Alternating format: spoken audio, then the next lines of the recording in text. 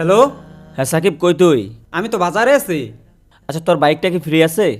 Bike তো free. আচ্ছা, আমার বাসার সামনে একটু আয় তো, এক জায়গায় যাবো। আচ্ছা ঠিক আছে, তুই দাঁড়া, আমি আসতেছি।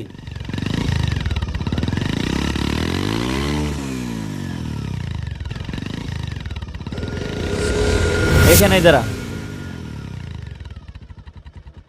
আমি গেলাম, বাইকটা রেখে আয় আমার সাথে।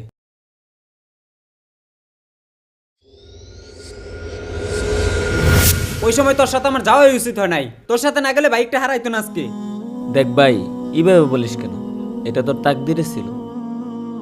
আর রাসূল সাল্লাল্লাহু আলাইহি সাল্লাম বলেছেন, ঈমান হলো আল্লাহ তাআলা, কিতাবসমূহ, রাসূলগণ, ফেরেশতাগণ, পরকাল ও তাকদীরের উপর বিশ্বাস স্থাপন করা। সহিহ মুসলিম।